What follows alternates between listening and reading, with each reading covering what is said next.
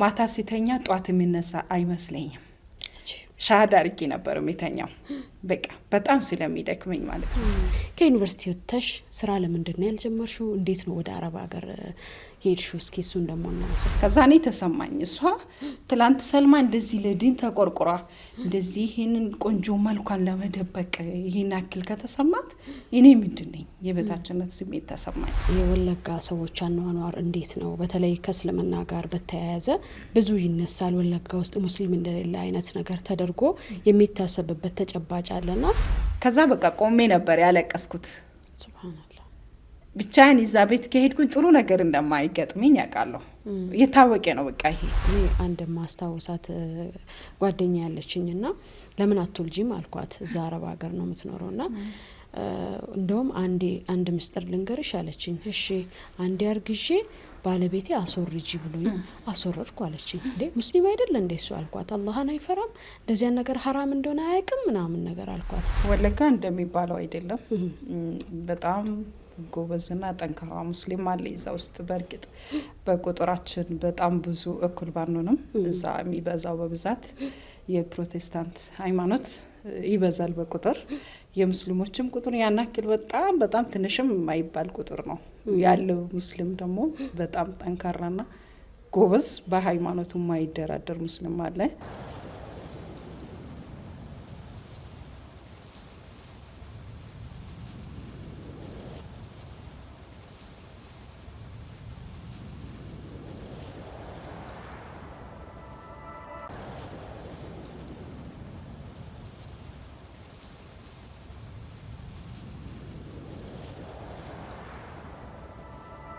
ቢስሚላህ አልሐምዱሊላህ ወሰላቱ ወሰላሙ አላ ረሱሊላህ ሰለላሁ ዐለይሂ ወሰለም። የተወደዳችሁና የተከበራችሁ ውድ የኦሮሚያ ኢስላሚክ ቴሌቪዥን ተመልካቾቻችን ሰላምታችን በያላችሁበት ይድረሳችሁ።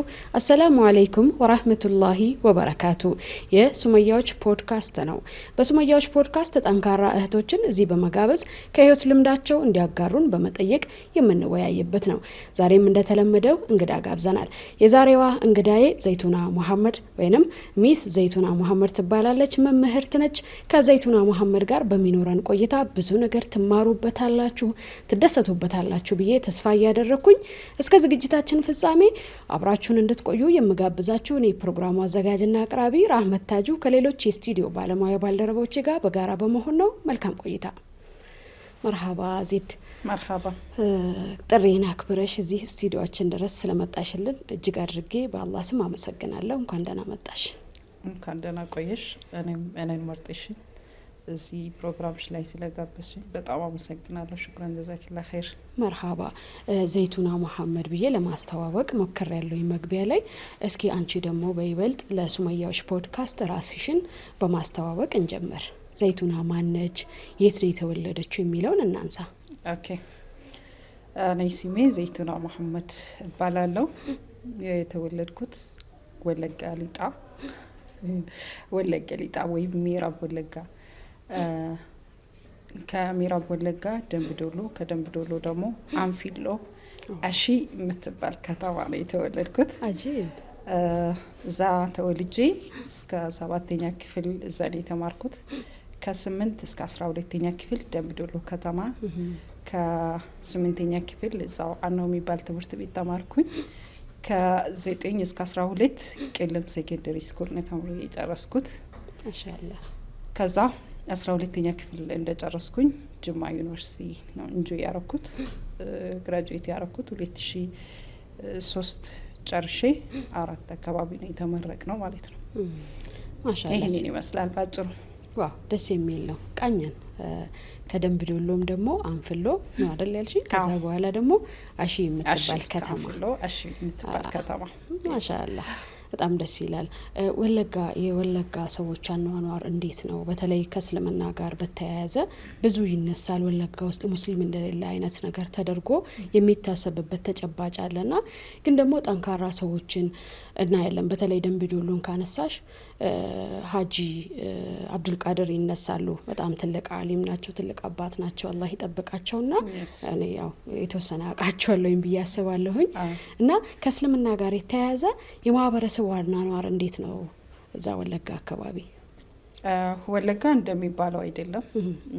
በጣም ጎበዝና ጠንካራ ሙስሊም አለ እዛ ውስጥ። በእርግጥ በቁጥራችን በጣም ብዙ እኩል ባንሆንም እዛ የሚበዛው በብዛት የፕሮቴስታንት ሃይማኖት ይበዛል በቁጥር። የሙስሊሞችም ቁጥር ያን ያክል በጣም ትንሽም የማይባል ቁጥር ነው ያለው። ሙስሊም ደግሞ በጣም ጠንካራና ጎበዝ በሃይማኖቱ የማይደራደር ሙስሊም አለ። ዶክተር ሀጂ አብዱልቃድር ያው እንደ ደምቢዶሎ ሙስሊሙም ክርስቲያኑም በጣም የሚወዳቸው የሚያከብራቸው በጣም የሚታወቁ ሰዎች ናቸው። በጣም ሁላችንንም የቀረጹን ያስተማሩን ግንባር ቀደም ሼኻችን እሳቸው ናቸው። አላህ ይጠውል ዑምራሁም። ከዛ ውጪ ያለው ትንሽ ተጽዕኖ ሊኖር ይችላል። የፕሮቴስታንት ሃይማኖት እዛ ጋር ስለሚበዛ ይሄ ሸሪዓዊ ነገር ወደ ፕራክቲካል ለመቀየር ትንሽ ችግር ነበረው። ግን አልሐምዱሊላህ እዛ ያለው ነገር በጣም ለውጥ አለ። እሳቸው ከመጡ በኋላ በተለይ ሙስሊሙ በጣም ጎበዝ ነው፣ ጠንካራ ነው፣ የተማረ ነው፣ የቀራ ነው፣ በደንብ ዲኑ ላይ የማይደራደር ነው አለ። እንደሚባል አይደለም። በብዛት ሰው እኔ ለምሳሌ እኔን ሲያገኙኝ የት ነሽ ወለጋ፣ ወለጋማ ኒቃብ የሚለብስ ሰው የለም ብሎ ነው የሚያስቡት። እንደዚህ አይነት ወለጋ የለም፣ ጅማ ወይ ባሌ ወይ ሀረር እንደዛ ነው ብዙ ጊዜ ግምታቸውን የሚያስቀምጡት።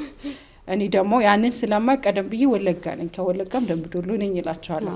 ምክንያቱም እነሱ የሚያስቡት እዛ ኒቃብ የሚለብስ ሰው የለም፣ እዛ ጠንካራ ሙስሊም የለም ብሎ ስለሚያስቡ፣ እዛ ግን ብዙ ኒቃብ የለበሱ ልጆች አሉ። አሁን በተለይ እኔ የለበስኩት ጊዜ አልነበረም። እኔ ነበርኩኝ መጀመሪያ የለበስኩት እዛ ነኝ። ከዛም አንጻር ይሆናል በብዛት እዛ የኖሩት ድሮ የሚያውቁት በተለይ እንደዚህ የሚለብስማ ደምቢዶሎ የለም፣ ይሄ አለባበስ ደምቢዶሎ ላይ አይታወቅም ምናምን ብሎ ያስባሉ። አሁን ላይ ግን ያለው ነገር በጣም ተለውጧል። ብዙ ሰው ለብሰዋል። አሁን ሁሉም ያውቃል ብዬ አስባለሁ። አልሐምዱሊላህ ማሻአላ። በአጭሩ ነው እንግዲህ ወለጋ ኒቃኝ ነው እንዳልሹ ኒቃብ ለባሽ ምናምን ሲሆን አንዳንዴ ሰማለሁኝ እንደዚህ ነገር እንሰማለን። አንቺ የመጀመሪያ ኒቃብ ለባሽ ነኝ ብለሻል። እንዴት ነበር አለባበሱ? የዛኔ ስትለብሺ ምን አይተሽ ነው የለበሹ? ወይንስ በእርግጥ የተወሰነ እንትኖችን አውቃለሁኝ ወደ ዩኒቨርሲቲ ከሄድሽ በኋላ ነው ወይንስ የለበሹ? ጅማ አካባቢ ነኝ ብለሻል። ጅማ ዩኒቨርሲቲ ነው ጆይን ያደረኩኝ ብለሻል። ከዛ ተመልሰሽ ነው የለበሹ ወይንስ ቤተሰብ ውስጥ ስታድጊ እንደዚህ የእስልምና ጠበቅ ያለ የእስልምና አስተምሮት ስላለ ነው? እንዴት ነበር እስኪ?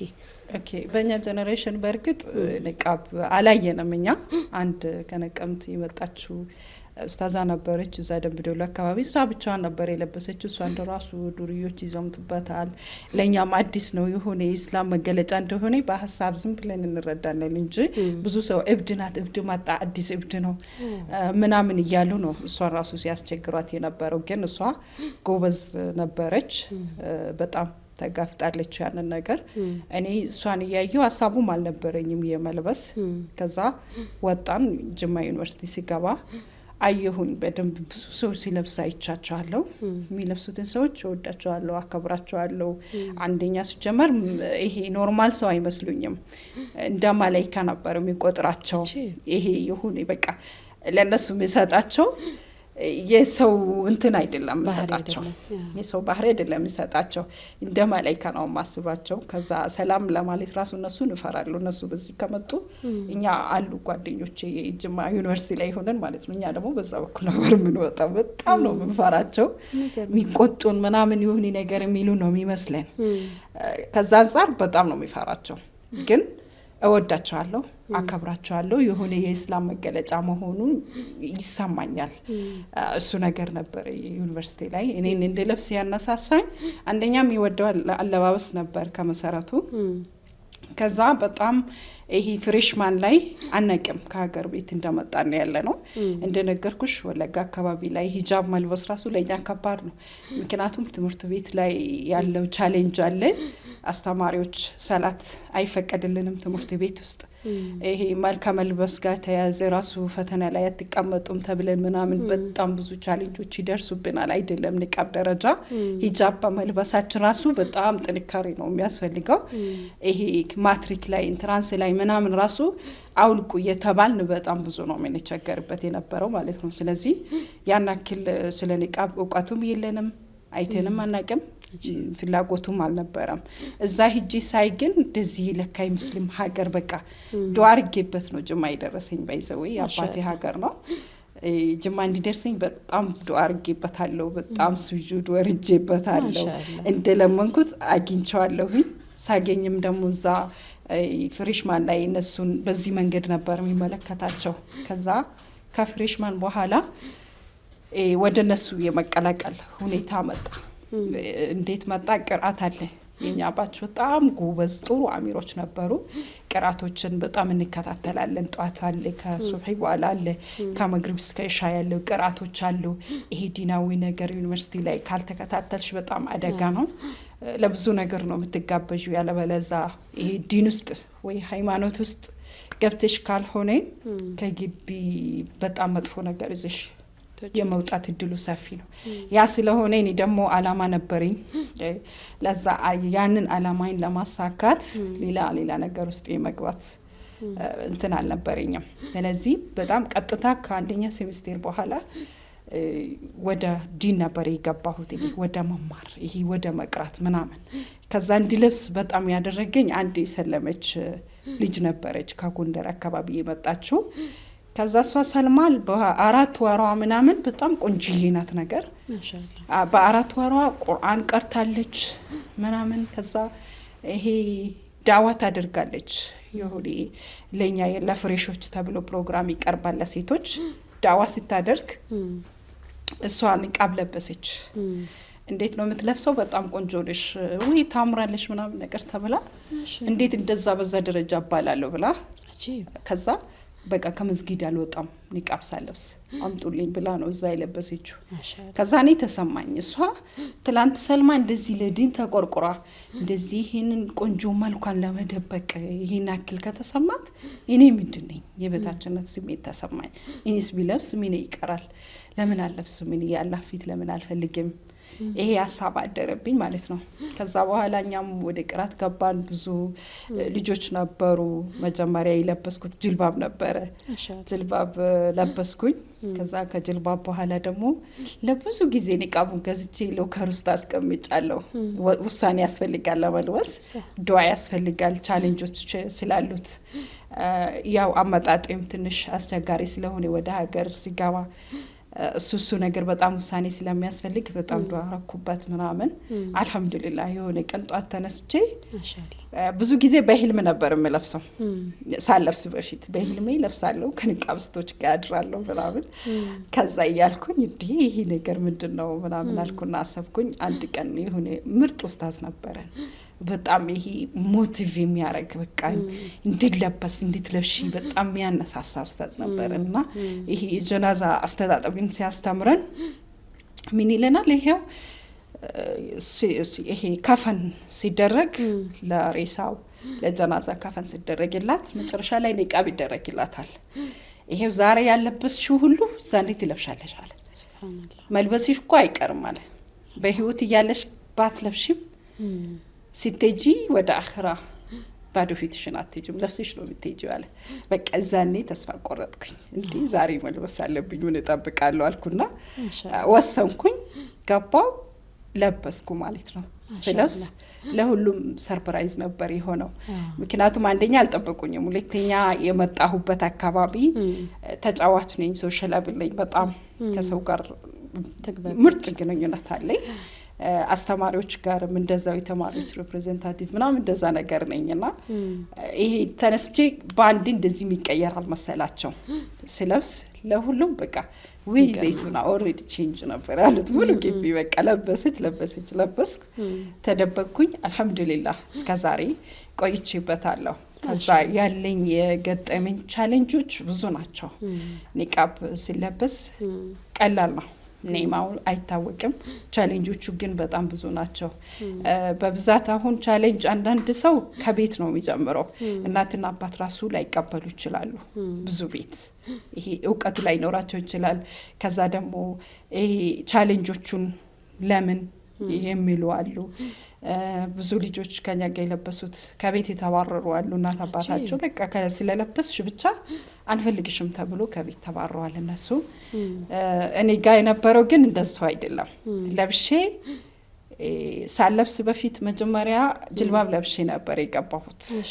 እንደዛ ጅልባብ ለብሼ ሲገባ ምንድነው ለብሳ የመጣችሁ ምናምን ተባልኩኝ። ከዛ ደግሞ እኛ ጋር መጨባበጥ ይሄ ተቃቅፈሽ ሰላም መባባል ከወንድ ጋር በጣም ኖርማል ነው። ተንኮል የለም። ሰው ይዋደዳል። በብዛት ጓደኞች ወንዶች ናቸው። ይሄ ወንድሞች ክርስቲያኑ ሙስሊሙ ወንድሞች ነው ማያቸው። ከነሱ ጋር ይሄ በቃ ተቃቅፈሽ ነው። በተለይ ከሩቅ ቦታ ስትመጪ ተቃቅፈሽ ነው ሰላም የምትባባዩ። እሱ ጋር ነበር ቻሌንጅ ያለው። ከዛ በቃ ሰላም አልልህም ማለት አይቻልም። በግድ ነው መጥቶ ሰላም የሚሉሽ በግድ ነው። ፍቃድ አይጠይቁሽም። ምክንያቱም የተላመድ ነው እንደዛ አይደለም። ከዛ ግን ንቃብ ለብሼ ሲገባ አንድ መፍትሄ እሱ ነበረ። ንቃብ ለብሼ ሲገባ ማን እንደሆንኩ አላወቁኝም፣ ፈሩኝ። ማንም ሊጠጋኝ አልቻለም። በቃ እንዴት ይጠጉኛል እንደዛ ለብሰሽ ምናምን። ያ ፍራቻቸው ደግሞ እንዴት በቃ እኔ ላይ ኮምፕሌን ተነሳ። እንዴት እኛ ወንድሞችሽ ነን፣ ድሮ ምንም ያላሰብንብሽ አሁን ምን እናስብብሻለን? ለምን እኛን አልጨብጥህም ሐራም ምናምን እኛ የት ነው የላክነሽ? ገዳም ነው እንደ የላክነሽ? ዩኒቨርሲቲ እኮ ነው ምናምን ይላሉ ማለት ነው። ያ ሁሉ ነበረ። ከዛ በቃ ሙሉ ይሄ የሰፈር ልጆች ጓደኞቼ ሙሉ ሙስሊሙ ክርስቲያኑ ሁሉም አደመብኝ። እንዴት ሰላም አትልም? ትልልቅ ሰዎች ሙስሊም ሆኖ ራሱ ቤት ሲመጡ እኔ አልጨብጣችሁም ሰላም አልላችሁም ስላቸው በቃ እኛ አባቶችሽ አይደለንም ወይ አሳድገንሽ እንዴት ሰላም አትይም ከኛ ጋር እንዴት አልጨብጣችሁም እንዴት ትይናለሽ? በቃ አንድ ርዕስ ነበር የሆነው። አዲስ ሃይማኖት አምጥታለች፣ አዲስ ነገር ነው የመጣብን ምናምን ብሎ ሁሉም አደሙ። አልহামዱሊላህ ግን ተወጥቼበታለሁ። ከዛ የሆነ ገበያ ሲሄድ ሱቅ ሲሄድ መንገድ ላይ ሲሄድ ምናምን እንደዚህ ልጆች እብድናት ይሄ ድንጋይ የሚወረውሩብሽ ልጆች አሉ። ትልልቆቹ እንዳልኩሽ እኛ ማህበረሰብ ጋር የለም አለባበሱ። ማንም አይቶ አያውቅም። በተለይ የተወለድኩበት አካባቢ ማንም የለበሰ ሰውም የለም፣ አይቶም የሚያውቅ ሰው የለም።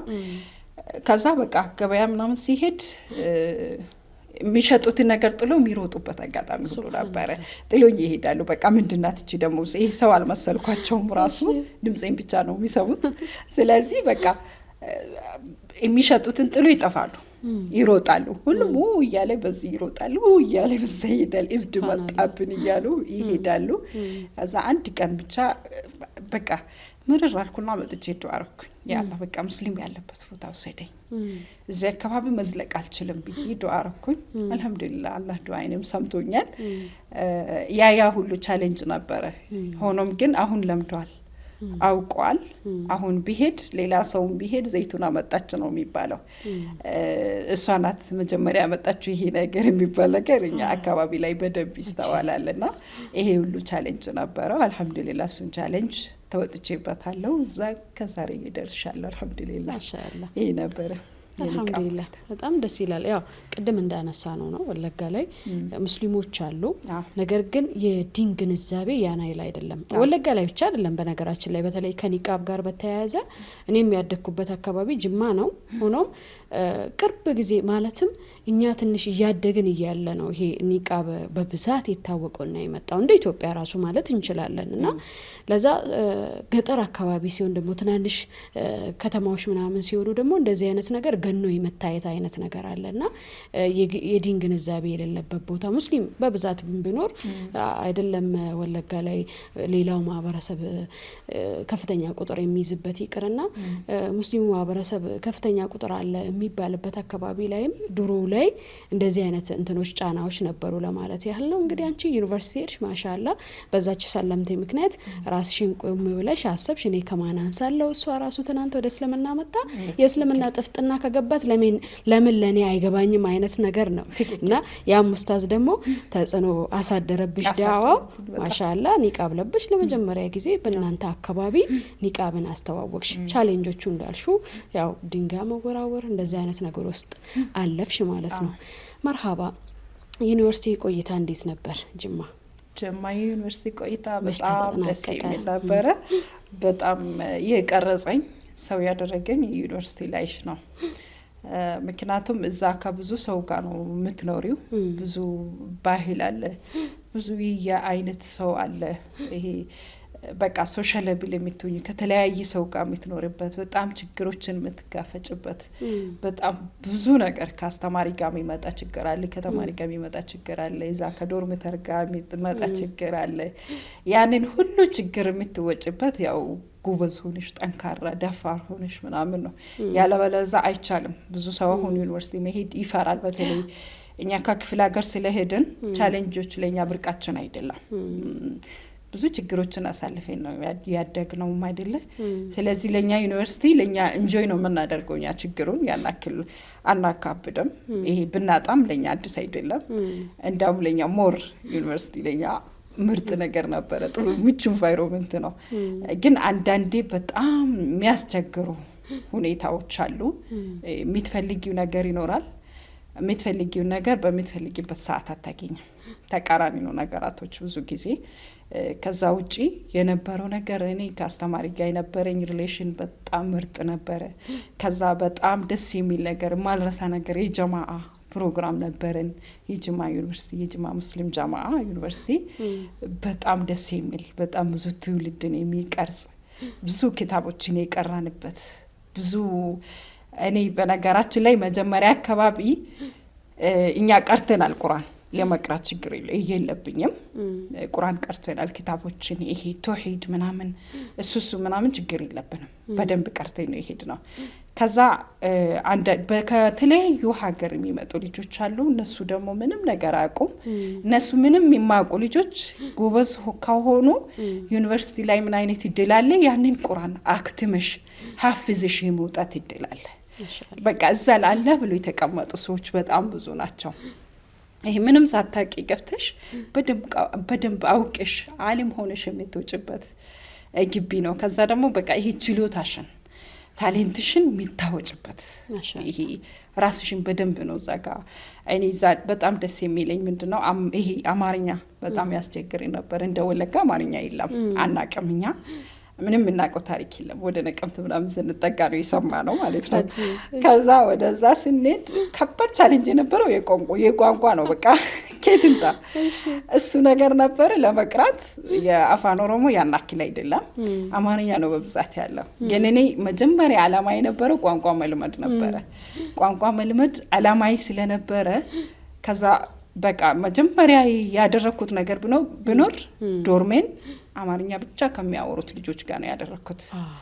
ከዛ ቅራት የሚከታተለው የአማርኛ ፕሮግራም ነው። ኪታብ ሲቀራ አማርኛውን በኦሮምኛ እየጻፍኩ ነው የቀራሁት። ትርጉሙን ወጥቼ ነው የምጠይቀው ምን ማለት እንደሆነ ማለት ነው። ከዛ ግን 1 አመት ብቻ ነው የወሰደብኝ።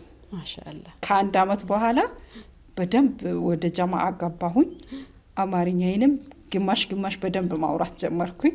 ከዛ በቃ ደስ አላቸው። እኛ ምንድነው ያለን ነገር ድፍረት አለን። ፈሪ አይደለንም፣ ዳፋሮች ነን። ለማንም ሂጂና ዳዋ አድርጊ ብትይኝ አደርጋለሁ፣ አልፈራም። የፈለኩትን የዳዋ ዘርፎች አሉ። የፈለኩትን ዶርሚጄ ዳዋ ማረግ ከፈለኩኝ አደርጋለሁ፣ አልፈራም። ይሄ ከተማ ልጆች ደግሞ እውቀቱ አላቸው። ይሰድቡናል፣ እንደዚህ ያሸማቅቁናል ምናምን ብሎ ይፈራሉ። እኔ እሱ ችግር የለብኝም። በዛ መንገድ በቃ ቶሎ ወደ ጀማ ሲገባ እነሱም ደስ አላቸው። እንደ ምሳሌ እነሳ ነበር። በቃ በደንብ እዛም እዚህም እሳተፋለሁ። የጀማ ስራዎች መስራት ያለብኝ ነገር በደንብ እሰራለሁ። እሱ ነገር ደግሞ እውቀቶችን በደንብ እንዳገኝበት አግዙኛል። አልহামዱሊላህ ከዩኒቨርሲቲ በአላማ ከሄድን ብዙ እንጠቀምበታለን። ይሄ ተምረን ዲግሪውን ይዘን ብቻ አይደለም እንወጣ። የህይወት ተሞክሮ እንወስድበታለን። የዲን እውቀት እናገኝበታለን። ራሳችንን እንለውጥበታለን። ብዙ ነገራችን ነው የሚለውጠው ዩኒቨርሲቲ። ይሄ በርግጥ ተምሮ መውጣት ብቻ አይደለም። እሱ ነገር እስከ ለተሞታችን በጣም ተጽዕኖ አለው። በጣም ለሚሄዱትም ቻሌንጆችም አለው። ጥሩ ልጅ ቤት ውስጥ ይሄ ታስሮ አድጎ እዛ ሄዱ የሚበላሹ ብዙ ልጆች አሉ። ይሄ እንደፈለግሽ ሆነሽ ሄደሽ ደግሞ እዛ ሼፕ የምትደረጊበት ደግሞ አጋጣሚዎች በጣም ብዙ ነው።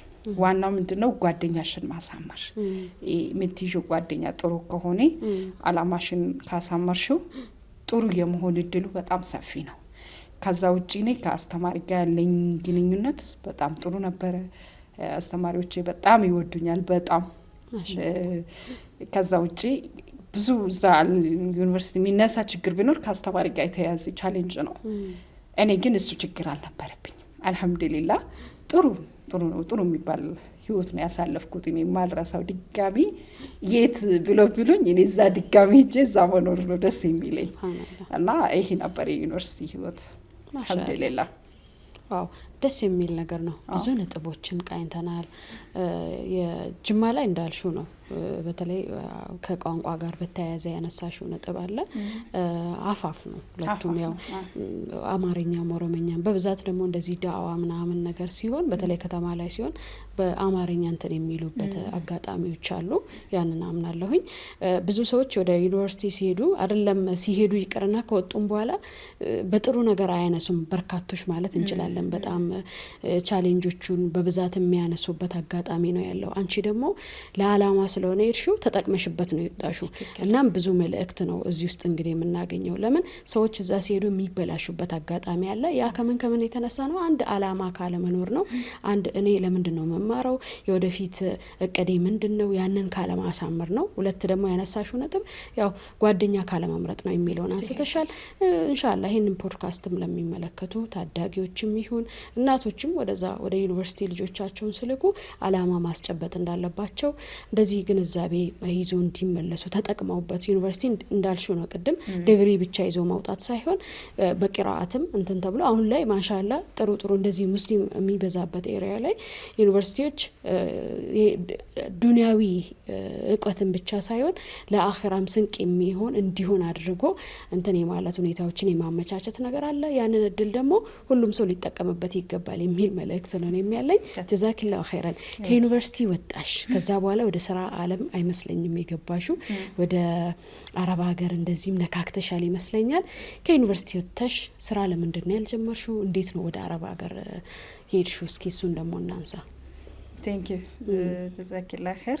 ከዩኒቨርሲቲ ስንወጣ ሁለት ችግር ነበረ። እሺ አንደኛው እዛኔ የድምጻችን ይሰማ ንቅናቄ ነበር 2004። ከዛ በዛ ሰዓት እኔ ኒቃብ ስቶኛለሁ፣ ኒቃብ ለብሻለሁ። በኒቃብ ስራ ለመስራት የማይታሰብ ነው። ቶፕ 20 ተማሪዎች ውስጥ ራሱ የመግባት እድሉ ነበረኝ። ግን ይሄ በኒቃብ ምክንያት ስራ መስራት አይቻልም፣ ማስተማርም አይቻልም፣ የትም አይነት ቢሮ እንትን ማለት አይቻልም፣ እንጂ ማድረግ አይቻልም። በሰዓቱ የተወሰነ ቦታ ሞካክሬ ነበረ ለኢንተርቪው ምናምን ራሱ ተጠርቼ ነበረ። ከዛ የተቀመጠልኝ መስፈርት ሂጃብሽን አውልቄ ነበረ። ኒቃብሽን አውልቄ የፈለግሽበት ቦታ እናስገባሻለን። እኔ ደግሞ ስለብሰው ለማውለቅ አይደለም፣ በጣም ካላህ አውርቼ ቃል ተግባብቼ ነው በቃ እስከ ለተሞቴ ማላወልቅ ልብስ ነው የለበስኩት። እና እሱ ቻሌንጅ አንድ ነበረ። ሁለተኛ ምን ነበረ? እናቴ አላህ ይርሐማት ታማ ነበር በሰዓቱ። ታማ ከዛ ወደ አኺራ ሄደች። እሷ ወደ አኺራ ስትሄድ መጀመሪያ እኔ ወደ አረብ ሀገር የመሄድ ህልም አልነበረኝም። እህቴ ታናሽ እህቴ ነበረች። እሷ እዛ ስትሄድ ትንሽ ናት በጣም በእድሜዋ 16 እንደዛ ብትሆን ነው እዛ ስትሄድ። ከዛ ከሷ ጋር ተመካከርኩኝና ምን ይሻላል ምናምን ነገር ተባባልን። አይ ቆይ በቃ ወይ ካልሆነ እዛም ስራ ከሌለ በሁለት ሰርተን የሆነ ነገር እናደርግ የሚል ሀሳብ ነበረ። በአጋጣሚ ግን በጣም ከባዱ ቻሌንጅ የቱ ጋር ነው? እናቴ የሞተች ጊዜ ነው። እናቴ ስትሞት የልጆቹ የትንንሾቹ ልጆች እኔ ከቤት የመጀመሪያ ልጅ ነኝ። የነሱ ህይወት ምን ሊሆን ይችላል? እንዴት ይቀጥላል? የሚል ሀሳብ ነበረኝ። ከዛ አባቴ አሉ በርግጥ ላይ ጠውል ዑምራሁም ግን ምንድነው ይሄ እንደ ሴት የምታስቢው ነገር አለ። እንደ ሴት እኔ ማስበው ሁሌ ማስበው ነገር አለ። እሱ ምን ነበረ? የራሴ የሆነ ነገር መያዝ ፈልጋለሁ።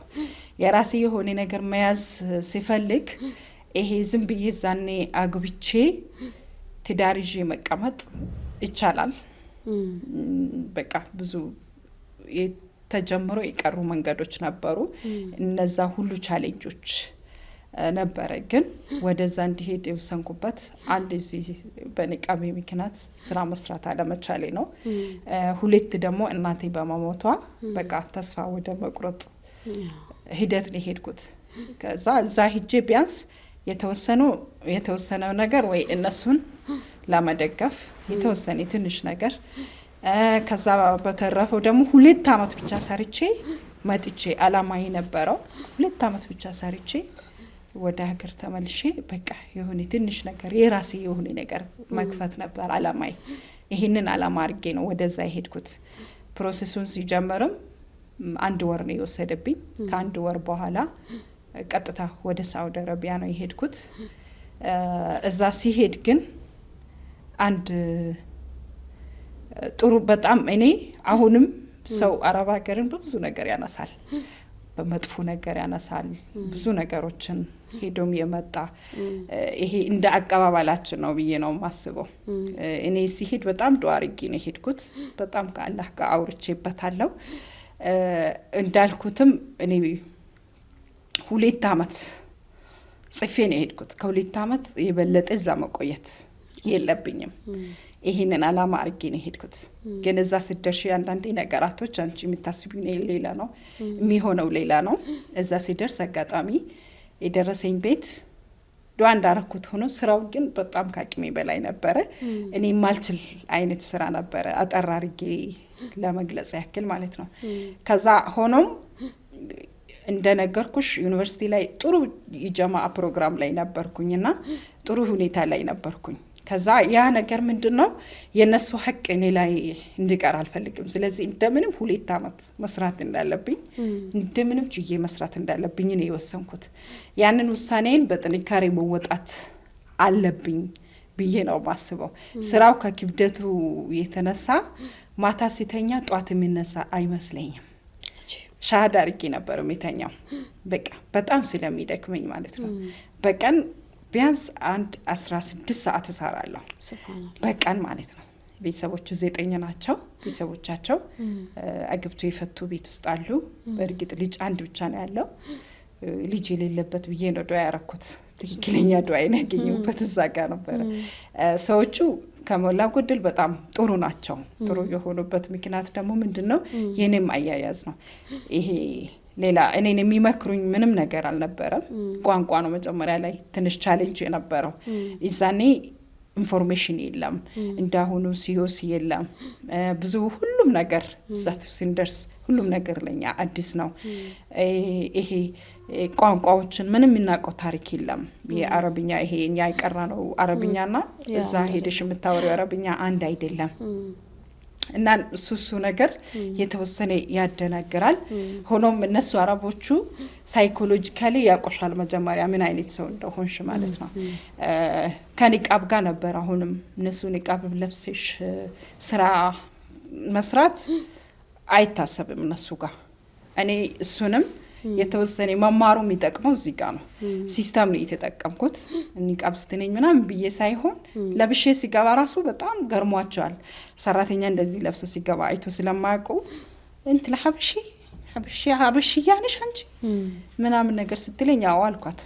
ከዛ እሺ ብላ ቶይቺኝ አየቺኝ። እያየቺኝ ስትሄድ ሸሪዓውን እኛ እንዳልኩሽ ጅማ ዩኒቨርሲቲ በደንብ ቀርጾናል፣ በደንብ አስተምሮናል። እያንዳንዱ ነገር ነው እኔ ፕራክቲካሊ የማደርገው። ከወንዶች ጋር ያለኝ ግንኙነት፣ ይሄ ቤት ውስጥ የማደርገው እያንዳንዱ ነገር በጣም ደስ ይላቸዋል። በቃ የት ነው የተማርሽው? የት ነው የቀራሽው? እንዴት ሀበሻ እንደዚህ ያለ እንደ ሀበሻ እኮ ነው ቆይቷል፣ ግን እንዳንቺ አይደለም ምንም አቁም አንቺ የት ነው በቃ ጥያቄ ይሆንባቸው ነበረ። ከዛ ያ ነገር ረድቶኛል። በጣም ያከብሩኛል፣ ቦታ ይሰጡኛል። የሆነ ነገር ጠይቄ መልሶኛ ያውቁም። ግን 2 አመቱን እንደጨረስኩኝ የገጠመኝ ቻሌንጅ ምንድነው? ስራው እንዳልኩሽ ብዙ ነው። እዛ ስትሰሪ ይሄ ለቤተሰብ የሚባል ነገር አለ። ለአባቴ ያለሽ፣ ለወንድሜ ያለሽ፣ ለእከሌ ያልሽ ልክ 2 አመቱ ሲያልቅ ምንም ነገር የለም። በእጅሽ ላይ ባዶ ነው የሚሆነው። የገጠመኝ ነገር እኔ አጋጣሚ ወንድሜ በባህር ይመጣል፣ ታናሼ ነው። እዛ ሲመጣ ብዙ ብር ተጠየቅኩኝ። እዛ ሆኜ አንድ ጥሩ ነገር ሰራው የሚለው ምንድነው ከሰው ጋር አልተዋወቅም፣ ስልክ አልነበረኝም ምናምን፣ ስራና ስራ ብቻ ነው የምሰራው። በዛ ሰዓት ግን እኔ የጠቀመኝ ነገር ሰዎቹ ክፍሌ ውስጥ ቴሌቪዥን አስቀምጦልኝ ነበረ የሀበሻ ምናምን እንዳልኩሽ በጸባይ በቃ በጣም ስለወደዱኝ። መጀመሪያ አካባቢ ስልክ አይፈቀድም ምን አይፈቀድም ዲክታተር ናቸው። ካዩኝ በኋላ ግን ተቀየሩ። ከዛ በዛ በቴሌቪዥን ፕሮግራም እኔ ተፍሲሮችን እከታተል ነበር። የሚቀሩ ኪታቦች አሉ አፍሪካ ቲቪ ላይ። በዛ ሰዓት አፍሪካ ቲቪ ነው የነበረው። እዛ ላይ የኡስታዝ ሰኢድን ተፍሲር እከታተላለሁ። ይሄ ቁርአኖች አሉ እነሱን እከታተላለሁ። ከአንድ አመት በኋላ ስልክ ካገኘው በኋላ ደግሞ የተወሰነ ትንሽ ግሩፕ ሰራውና ምንም የማያውቁ ልጆች አሉ እነሱን አስቀራቸዋለሁ በትርፍ ሰዓቴ። ያቺ ትርፍ ሰዓቴን በጣም እጠቀምበታለሁ። አንድ ጥሩ ነገር ብዬ የማነሳው እዛ። ከዛ በተረፈ ቻሌንጁ ምንድነው 2 አመቱን ከጨረስኩ በኋላ ወደዛ ሲመለስ ብር አልነበረኝም። የነበረኝን በቃ እችን እንደዚህ አደርጋለሁ ብዬ ያሰብኩትን ይሄ ወንድሜ በባህር ስመጣ ሰዎቹ መንገድ ላይ ከያዙ በኋላ ብዙ ብር ነው የሚጠይቁት። ወይ ወንድምሽን ወይ ይሄን ያክል ብር ላኪ ይሉሻል። በቃ እንግዲህ መቼም ብር አትመርጭም። ወንድሜን ማስተረፍ ነበረብኝ። ከሱ ጋር በጣም ብዙ ቻሌንጆች ገጥሞኝ ነበረ። ጓደኞቼ አላህ ይስጣቸው፣ አላህ ኸይር ጀዛቸውን በዱንያም በአኺራም ይከፈላቸው። በጣም ከጎኔ ሆነዋል። በጣም ነው የረዱኝ። በቃ ከዛ እነሱ ከኔ ጋር ሆነው እኔ በዛ ኮንትራት ቤት ሆኜ አንድ ቀን ወጥቼ አላውቅም ከግቢ 2 አመት ሙሉ። ይሄ ሱቅ እንደዚህ ምናምን ወጥቼ አላውቅም።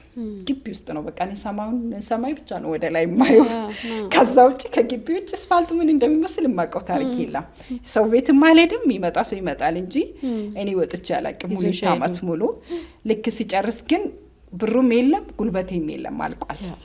ወደ ሀገር ለመመለስም ብር የለኝም፣ እዛ ለመቀጠልም ጉልበቴ አልቋል። +4 ነው የሰራሁትበት ቤቱ በጣም ትልቅ ነው። የማይታሰብ ስራ ነው። በቃ በአላህ ጉልበት ነው የሰራሁት ማለት ይቻላል እንጂ የሚሰራ አይነት በአንድ ሰው የሚሰራ አይነት ስራ አይደለም። ከዛ በኋላ ምንድነው የሆንኩት? ከጓደኞቼ ጋር ተመካከርኩኝ። አሁን ጉልበቴ አልቋል፣ እንዳልቀጥል ወደ ሀገሬ እንዳልገባ ቀን እየቆጠርኩ ነበረ። ግድግዳ ላይ ጽፌ ዩኒቨርሲቲ ላይ አንድ ትሬኒንግ አለች 100 ቀን ሲቀር ግድግዳ ላይ ይጻፋል። ከዛ አንድ ቀን በየቀኑ ካንሰል ይደረጋል። ይሄን ያክል 98 97 ያው ሁሉ ቀን ይከበር ነበር። እኔ መጨረሻዎቹን ወራቶች 2 አመቴን ሲጨርስ እንደዛ ነበር ግድግዳ ላይ የጻፍኩትና ካንሰል ማረገው። ምክንያቱም በቃ የሚሞትበት ቀን አላቅም ብዬ ነው የማስበው። እንደዛ ሆኖ በጉጉት የሚጠብቃት ቀን በዚህ መንገድ እንትን ሲሆንብኝ ፌል ሲያረግብኝ አሁን ባዶ እጄን ቀረሁኝ። ስለዚህ ያለኝ አማራጭ ምንድነው? ከጓደኞቼ ጋር ተመካከርኩኝ። ምን ይሻለኛል ስላቸው ትጠፊያለሽ አሉኝ። እናስጠፋሻለን አሉኝ። ከዛ ይሻልኳቸው። በፊት አላማ ያልነበረ ይሻልኳቸው፣ እጠፋለሁ አልኳቸው። አሁን ጣፍቼ እኔ 1 ቀን 2 ቀን ከስራው ትንሽ ወገቤን ቀና ማድረግ ነው ያማረኝ። ከዛ አንድ ሙስሊሃ የምትባል ጓደኛ ነበረችኝና እሷ በጣም ረዳችኝ። ያላ ይርዳት፣ እሷ ረዳችኝ። በሷ ምክንያት ከኮንትራት ቤት ጠፋው። ከ2 አመት በኋላ ጠፋው። ውጪ መስራት ጀመርኩኝ። ውጪ ላይ ሲሰራ አሁን ነው በጣም ከባድ ቻሌንጅ የገጠመኝ። ውጪ ላይ ሲሰራ ብዙ ነገሮች አሉ። ይሄ ሀበሻ በእኛ ጊዜ እንዳሆኑ አይደለም፣ በየቦታው ብዙ ናቸው። እኔ ደግሞ አጋጣሚ እንዳልኩሽ ኸይር ስራ እየሰራው ነበር። ማስቀራቸው ልጆች ብዙ ናቸው፣ ግሩፖች አሉ። የተወሰኑ የሚታወቁ ሰዎች ስሜን ሰምተዋል። ከዛ እንደዚህ እሷ ጠፋች ምናምን ሲባል ሁሉም በጣም በደስታ ተቀበለኝ። በቃ በምርጫ ነው የሄድኩት ከሷ ቤት። በኋላ እኔ በምርጫ ነው በቃ እኛ ጋ ሁሉም እኔን ለመቀበል ዝግጁ ነበር በሰዓቱ። ከዛ ግን ምንድነው ቻሌንጁ ስራ ይገባል እረፍት የምትወጭበት ቤት ይኖራል ይዛኔ ነው አሁን ብዙ ሴቶች የሚቸገሩት ከዛ እረፍት የምትወጭበት ቤት በብዛት እዛ ያለው በጣም መጥፎ ነገር ብዬ የማስበው በጣም መጥፎ ነገር የሚሰራበት አጋጣሚ በዚህ ጊዜ ነው በቃ ለሁሉም ነገር ክፍት ነው የሚሆነው ከዛ አጋጣሚ ከስራ መውጣት እድል ይመጣል ከስራ ስትወጪ ኢጃዛ ስትሄጂ ሚስቶችም ስራ ይወጣሉ ባሎች ቤት ናቸው ሚስቶች በየወሩ ነው የሚመጡት የምትገናኙ ከማን ጋር ነው ከወንዶች ጋር ነው የምትገናኙ በብዛት 2-3 ሆነሽ ተነጋግረሽ ከወጣሽም አጋጣሚ ትገናኛለሽ ያለበለዛ አጋጣሚ ብቻሽን የምትወጭበት አጋጣሚም ካለ አንዳንዴ ይሄ ፍላጎት ላይ ነው የሚመሰረተው ባትፈልጊም ደግሞ ብዙ ቻሌንጆች አሉ በቃ በዚህ ጊዜ ከዛ እንደጠፋሽ የት እንደምትሄጂ አታውቂም የኛ የሀበሻ ወንዶች በተለይ ኢትዮጵያ ወንዶች ማለት ነው ይጫካከናሉ በጣም ጨካኞች ናቸው ሁሉም በቃ ዛ ሁሉም ነገር አልጋ ስላልሆነ ሁሉም ለፍላጎቱ ነው የሚፈልግሽ ለዛ ስትዳረጊ ደግሞ ብዙ ቻሌንጆች ይመጣሉ ከዛ ሴቷ አደጋ ላይ ትወድቃለች አልহামዱሊላህ እኔ መጥፎ ነገር አላጋጠመኝም ግን ብዙ ቻሌንጆችን አሳልፌያለሁ ያንን ቻሌንጆች በጥንካሬ በቃ በጣም በአላህ ኃይል ነው ያሳለፍኩት እሱም ለምሳሌ አሁን አንዳንዴ ምንድነው የሚገጥመው ዛ ለኢጃዛ ብለሽ ስትወጪ እዛ የሆነ ማን እንዳለ አታውቂም ሴት ቤት ውስጥ የለም ቤቶቹ ቁልፍ የላቸውም እዛም አንድ ክፍል አለ እዚህም አንድ ክፍል አለ ክፍሎቹ በርግጥ ብዙ ክፍሎች ሊኖሩ ይችላሉ ግን ሁሉ ነገር በቃ ክፍት ነው ሁሉም ነገር ብዙ ነገር ኖርማል ነው የሚያደርጉት ማለት ነው ያ ኖርማል ነገር ደግሞ ወደ ሌላ ነገር ነው የሚቀየረው እሱ ነገር በጣም ካጋጠመኝ ቻሌንጅ ብዬ ነው የማስበው የሆነ ቀን የሚሄድበት ቤት ባልየው ብቻ ነበረ የሆነ ቤትም ስጠይቀው ባልየው ብቻ ነው ያለው እዛም ስጠይቀው ባልየው ብቻ ነው ያለው አጋጣሚ ከስራ ወጥቻለሁ የት ልሂድ መሄጃ ጠፋኝ ከዛ በቃ ቆሜ ነበር ያለቀስኩት ሱብሃንአላህ ብቻዬን እዛ ቤት ከሄድኩኝ ጥሩ ነገር እንደማይገጥመኝ ያውቃለሁ የታወቀ ነው በቃ ይሄ ማንንም ይሁን ማን የታወቀ ነው ከዛ ግራ ገባኝና ቆሜ ያለቀስኩኝ ዱአረኩኝ ከዛ ከስራ ቦታ ደክሜ እንደወጣው ሌላ ስራ ቦታ ነበር የገባሁት ጓደኛዬ አጋጣሚ ስራ ቦታ ነበረች እሷ ወደ ገጠር አካባቢ ሄዳለች መምጣት አትችልም ሌሎቹም ሌላ ቦታ ነው የማቃቸው ልጆች ሌላ ቦታ ነው ያሉት ከስራ ቀጥታ ወደ ሌላ ስራ ላይ ገባሁት በቃ ማረፍ አልቻልኩም ማለት ነው እንደዚህ አይነት አጋጣሚዎች በጣም ብዙ ናቸው ሆነም ቀረም ቻሌንጆቹ በጣም ከባድ ናቸው እዛ ያሉት ቻሌንጅ ከዛ የተረፈው ምንድነው ይሄ አላማችንን ስናስቀምጥ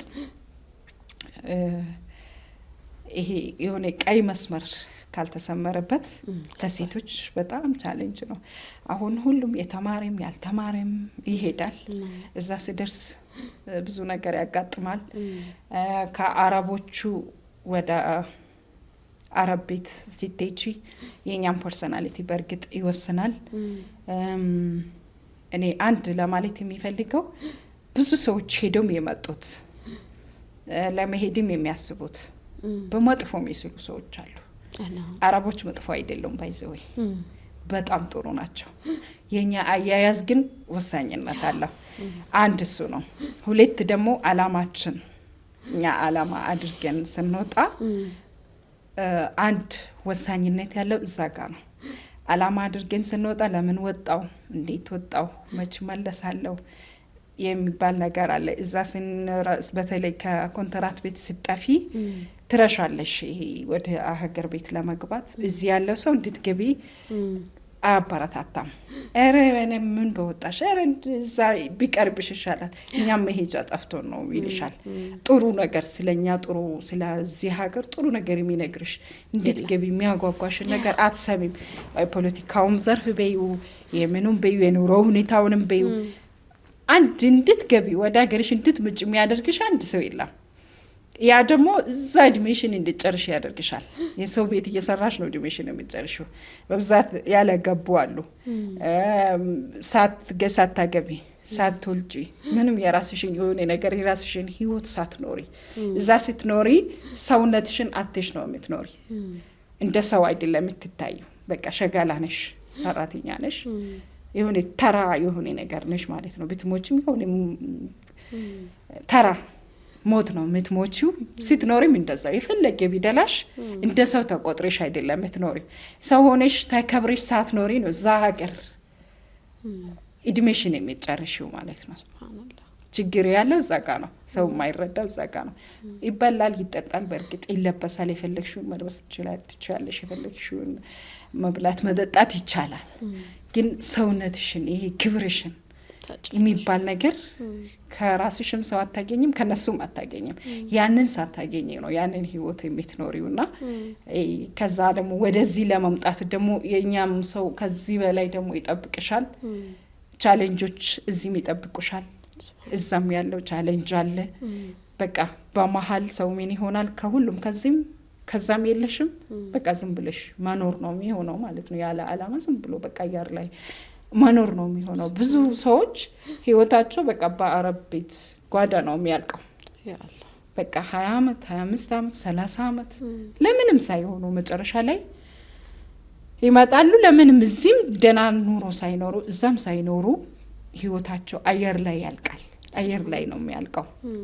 አሁን ላይ ያለው ደግሞ በተለይ አሁን ወንዶቹ በሚዲያ እንደምንሰማው ነው ብዙ ቻሌንጆች። ወንዶቹ ብስቶቻቸውን ይልካሉ። ከላኩ በኋላ ቆይ ቤት እየተባለ ቆይ እቃ እየተባለ ቆይ የሆነ መስሪያ እየተባለ ወደ 10 አመት 10 ምናምን አመት እዛ ትጨርሳለች ሴቷ። ልጆቹ እዚህ ጋር እናታቸውን ፍቅር ሳያገኙ እዚህ ጋር ልጆቹ የሚፈልጉት እሷ የምትልከውን ማቴሪያል አይደለም፣ እናትነትን የትም አታገኝም። በቃ ይሄ የእናትን ፍቅር ባትበይ ባትጠጪ ባትለብሺ የእናትን ፍቅር እናቴ ቤት አለች ወደ እናትሽ ሮጥሽ መሄድ ነው የምትፈልጊ፣ ወደ እሷ መሸሽ ነው የምትፈልጊ። እሱን ነገር ከየትም ማግኘት አይቻልም። ይሄ በአካል ኖራት ምናምን የሚባለው ነገር ባይኖራትም እናት ቤት ውስጥ ትኑር፣ ባይኖራትም ትኑር። እሱን ሳያገኙ ልጆቹ እሷ ጉልበቷን ጨርሳ ስትመጣ እሷ ፍቅር የላቸውም። እንደ ሰው አያዋትም። ምን አረግሽልን ነው የሚሏት ስትመጣ። ከልጆቿም የለችም፣ ከጉልበቷም የለችም። ቦታቸውን ይዘዋል። ማንም ዞር ብሎ ቼክ አያረጋትም። እሱ ነገር ነው አሁን የሚያጋጥመን ማለት ነው። ለልጅ ብለን እንወጣለን፣ ከልጆቹ ጋር እንለያያለን። ለልጅም ሳንሆን አየር ላይ እንቀራለን። የተወሰኑ ልጆች ናቸው እናቴ ለእኔ ብላ ብሎ የሚያስቡት። ከዛ ውጪ የአሁኑ ልጅ በተለይ የራሱን ኮንፈርት ነው፣ የራሱን ኮንፈርት ዞን በጣም ይጠብቃል። ምንም እንዲጎልበት አይፈልግም። ማን ይጃለሽ እድሌ ነው ምናምን ይልሻልና እሱ ነገር በጣም ቻሌንጅ አለው። ከዛ ውጪ እኔ በበኩሌ ከአረብ ሀገር በጣም ተጠቅሚበታለሁ፣ በጣም ተምሪበታለሁ። በጣም ደስ ከሚለኝ ነገር በቃ የአላህ ተውፊቅ ነው ብዬ ነው የማስበው። መሄድ የራሱ አላህ ወፍቆኛል፣ አላህ ይወደኛል የሚለው ምንድነው? በጊዜው ነው የሄድኩት፣ በጊዜው ነው የተመለስኩት።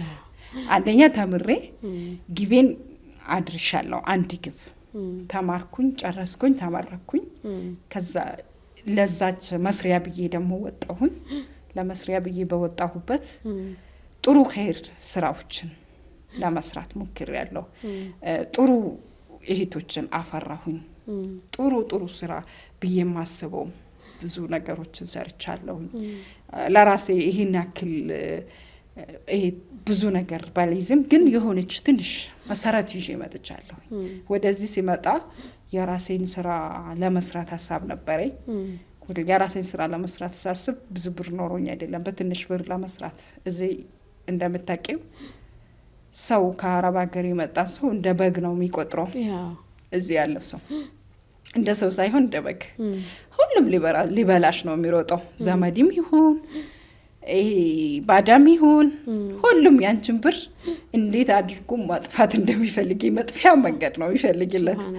ከዛ ውጪ በቃ የሚያዝንልሽ አንቺ እኮ እዛ ሆነሽ ለሁሉም ነው የምታዝኘው። ምክንያቱም ለሁሉም የምታዝኝበት ምክንያት አረቦቹ እናቶቻቸውን በጣም ይወደዳሉ፣ በጣም ይወዳሉ፣ አባታቸውን በጣም ይወዳሉ፣ እህታቸውን በጣም ይወዳሉ። ይሄ ፍቅር ነው ከነሱ የምትማሪው። ይሄ ለዘመድ አዝማድ ያላቸው ክብር፣ ፍቅር ምናምን እሱ ነው አንቺ አክት ማድረግ የምትፈልጊው። እዚህ ያለው እዛ አይደለም፣ እሱ አይደለም እዚህ ያለው እሱ አይደለም፣ ተቃራኒ ነው ያለው እዚህ ጋር። አንቺ እሱን ፕራክቲስ ለማድረግ ያለሽን ትተሽ ለሱ ስታደርጊ፣ ለሷ ስታደርጊ፣ እንደዛ ስታደርጊ ለነሱ በቃ እንደ ንቀት ነው የሚቆጥሩት። እሱንም እንዳረግሽላቸው ምናምን ግዴታሽ እንደሆነ ነው የሚያስቡት። በቃ የነሱ ግዴታ አንቺ ላይ ብቻ እንደሆነ ነው የሚያስቡት። በጣም ከሚገርመኝ ነገር ማለት ነው እነሱ በቃ እነሱን የመርዳት ግዴታ ያለብሽ አንቺ ብቻ እንደሆንሽ፣ እነሱ ግን ግዴታ በቃ ካንቺ መጠቀም እንዳለባቸው፣ ያንን መጠቀም ደግሞ መብታቸው አድርጎ ነው የሚቆጥሩት። እንዲህ አላረግሽልኝም፣ ምን አረግሽልኝ ለኔ ኮምፕሌን ይነሳብሻል። ለራስሽ ምን አረግሽ፣ እኛ ምን አረግንልሽ የሚል ሰው የለም። ምን አረግሽልኝ፣ አባትም እንደዛ፣ ወንድምም እንደዛ፣ እህትም ለኔ ምን አመጣሽ፣ ለኔ ነው እንዴት አለ፣ ሁሉም እንደዛ ነው። ለኔ ምንድነሽ? በቃ ከሆነ ጊዜ በኋላ በተለይ ይጠሉሻል ራሱ። ሊያዩሽ አይፈልጉም ተመልሰሽ እንድትሄጂ። ይሄ ነው በገጠሩም በከተማው የሚስተዋለው ይሄ ነው። ይሄንን ስሜት ማንም አይረዳላትም። እሱን ነገር እኔ ሲመጣ በእርግጥ እኔ በበኩሌ ያናክል ለቤተሰቦች ይሄንን አረኩ ብዬ የሚለውም ነገር የለም። ምንም አላረኩላቸውም። እንዳልኩሽ ማረግላቸውም ነገር የለም። የሚገኘው ብር ትንሽ ነው። ያቺ ትንሽ ደግሞ ለኔ ማተውንም አይደለም ለነሱ። እኔ ለራሴ መቆም ነበር ሐሳቤ። ለራሴ መጀመሪያ ሲቆም ለነሱ እተርፋለሁ ብዬ ነው የማስበው። እዚህ ጋር ነው ክፍተቱ ያለው። ራስን ማስቀደም፣ ተምረሽ ስትሄጂ ራስሽን ታስቀድሚያለሽ። በቃ እኔ የራሴን ፊውቸሪቲ ነው የማስበው። አንድ አስታውሳለሁ እህቴ ነበረችና ታናሽ እህቴ ያለች አንደኛ ክፍል ሁለተኛ ክፍል የምትማረው። ከዛ የኔ ሲስተር እቺን እህታችንን እናስተምራት የግል ትምህርት ቤት አለች። ከዛ ያው ትምህርት ይሆናል ብዬ ስላሰብኩ ነው ይሄንን ማነሳው ስትለኝ እንዴ ምን ሆነሽ ነው አልኳት። እሷ ገና ሁለተኛ ክፍል ነው የምትማረው። እኔ እስከ 12 አመት እዚህ ቁጭ ብዬ ነው እሷ ማስተምራት ኦር የተወሰነ ያስተምራት ከዛ ወደዛ ትመለሳለች። እንደዚህ አይነት ነገር ተይ አልኳት። እኔም የመንግስት ነው የተማርኩት፣ እሷም በእኔ በተማርኩት መንገድ ትማር አለቀ። ከዛ ውጭ እዚህ ቁጭ ብዬ እሷን ለማስተማር አላስብም አልኳት። የራሴ ዓላማ አለኝ። ከ2 አመት በኋላ እኔ ዓላማዬ መምጣት ነው። እሷን አስጀምሬ እንዴት ይሆናል አልኳት። ብዙ እህቶች አሁን የሚሸወዱት እዚህ ጋር ነው። የሆነ ነገር ትጀምሪያለሽ፣ ለማቋረጥ ትጀገራለሽ። የራስሽን ትተሽ የሰውን ህይወት መኖር ስትጀምሪ የራስሽ እዚህ ጋር ይቀራል። እነሱ ጋር ምስጋና የለሽም እኮ ማንም አንደርስታንድ አድርግሽም። አስተምራኛለች አንድ ቀን እንደዚህ አድርገሽልኛል ምናምን የሚልሽ ሰው ለማራሂ መረቢ የለም። በቃ የሆነ አጋጣሚ ቢገኝ እሱ ነገር ነበርና ከዛ እኔ እሱ ውስጥ የለውበትም። ሲመጣ ያችን ትንሽ ወደዛ ሲመለስ ይዤ የመጣሁትን ብር ወደዛ ብል ወደዚህ ብል የሚያሰራ አንድ ሰው የለም፣ የሚያሳይ የለም፣ ኢንፎርሜሽን የሚነግርሽ ሰው የለም። ይህን እንደዚህ ብታደርጊ ብሎ ሀሳብ የሚሰጥሽ ሰው የለም። እና እሱ ነገር ነበረ። ከዛ ያ ነገር በቃ ይሄ ተስፋ ያስቆርጥሻል። ከመሬት ተነስተሽ ወደ ሆነ ነገር ብትገቢ፣ ወደ ገበያ ብትገቢ ከስሬሽ ነው የምትመለሽው። የሆነ ነገር ራሴ ሊጀምርም ብትይ የሆነ በቃ መንገድ ያስፈልግሻል። የሆነ ብቻ ፍንጭ የሚሰጥሽ ሰው ያስፈልግሻል። ብዙ ሞከርኩኝ፣ አልተሳካም የራሴን ነገር ለመጀመር በጊዜው። ከዛ እስቲ ለጊዜው የሚል ወደዛ ተመልሼ የመሄድ ሀሳብ ነበረኝ። ከዛ እሱንም ደግሞ ተውኩኝና ትምህርት እየተማርኩ ነበር።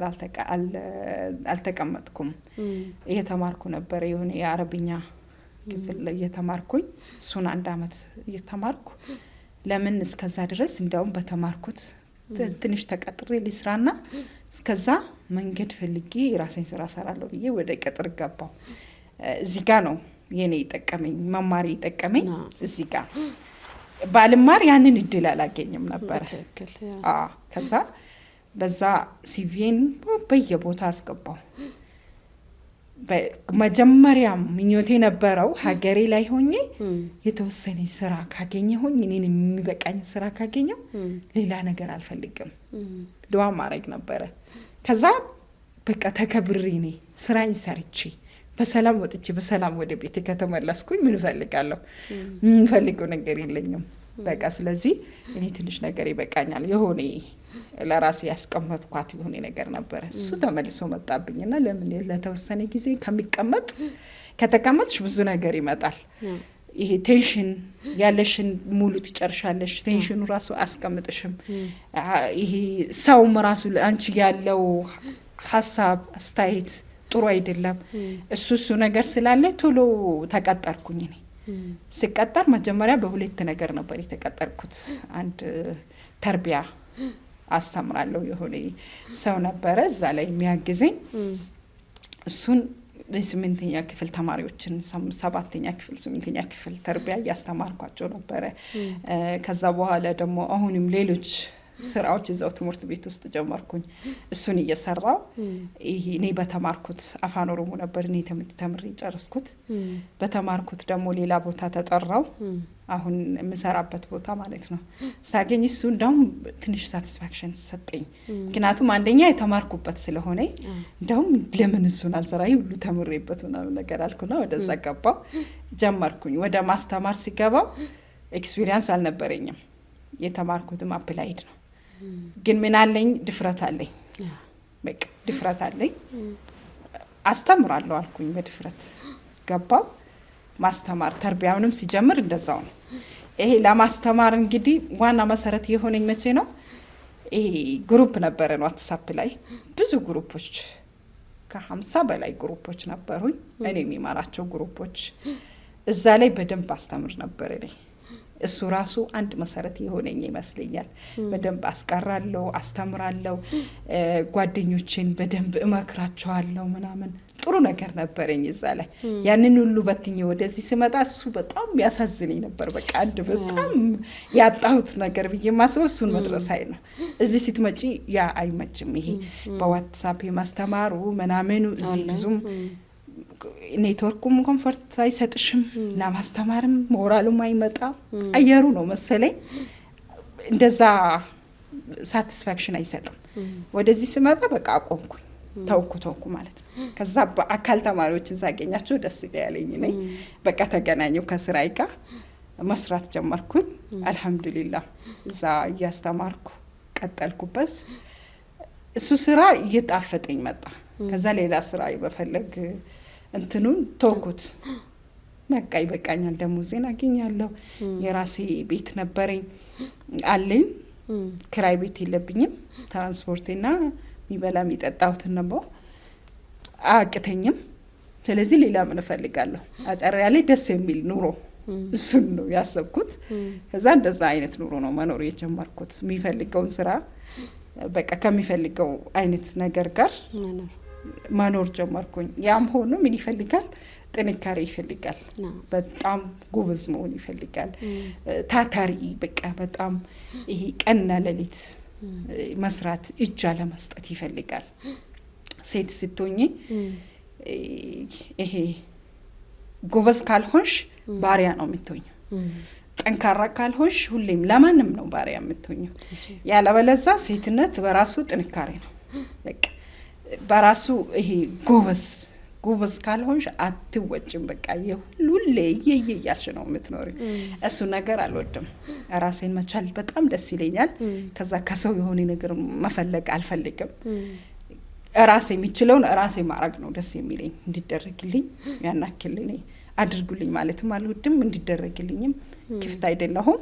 አልহামዱሊላህ እሱ ኑሮ ነው አሁን እየኖርኩ ያለሁት። ወደ 7 አመት እንደዛ በደንብ በማስተማር ቆየሁኝ። አሁን ወደ ሱፐርቫይዘር አደግኩኝ። ጥሩ ከተማሪዎችም ጋር እዛም ትምህርት ቤት እኔ ማስተምረው ትምህርት ቤትም ኢስላሚክ ነው በብዛት፣ ክርስቲያኖችም አሉበት። በርግጥ ሴኩላር ነው፣ ግን እዛም ምርጥ በቃ ነው የሚፈልገው። የዳዋ ፕሮግራም አለን፣ ምን ይቀማመጥበት ማሹራ አለን። ጥሩ ልጆች አሉ ተማሪዎች። ሃይ ስኩል ላይ ስለሆነ ከ15 በላይ ስለሆኑ ልጆቹ በቃ እኩያዎች ናቸው። እንግዲህ እኩል ነን በአካል ማለት ነው፣ በእድሜ ሳይሆን በአካል እኩል ነን። ጥሩ ስራ ነው የምንሰራ። ለልጆችም ከወላጆች ጋር ያለን ነገር በጣም አሪፍ ነው። ከልጆች ጋር ያለን ነገር በጣም አሪፍ ነው። እሱ ነገር እዛ ውስጥ በጣም ሳቲስፋክሽን ይሰጠኛል። በቃ ለአኺራሽም እዚህ ጋር ለዱንያሽም እዚህ ጋር ሁለቱም አንድ ላይ የሚፈልገው ነገር ስለሆነ በጣም ደስ ይለኛል። ደስተኛ ሆኜ የሚሰራው ስራ ይሄ ነው። እየሰራሁም ነው። ዱዓ ሳደርግበት የነበረው ነገር ስለሆነ ደስ ይለኛል። አልሐምዱሊላህ ይሄንን ይመስላል። አጂብ የሚገርመው ነገር እንደ ጥያቄ ናቸው ብዬ በአእምሮ ውስጥ የሳልኳቸውን ሳልጠይቅሽ ነበር ስትመልሻቸው የነበሩት። አመሰግናለሁ። አጃይብ ነው።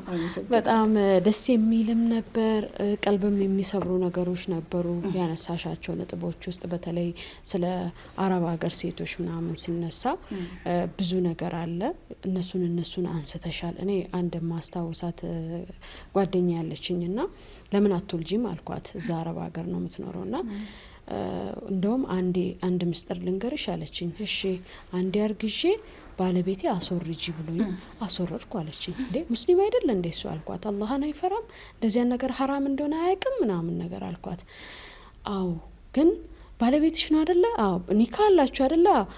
እና እንዴት ስልሽ በጣም አጂብ ነው የሆነብኝ። ባለቤትሽ ሙስሊም ሆኖ ይሄ ነገር የተጠላ ከባድ ወንጀል መሆን ነፍስ ማጥፋት ማለት ነው እየሆነ እያወቀ ለምንድን ነው ይሄንን የሚያደርገው ምናምን ነገር ብዬ ብዙ ጎረጎርኳት፣ ጠየቅኳት።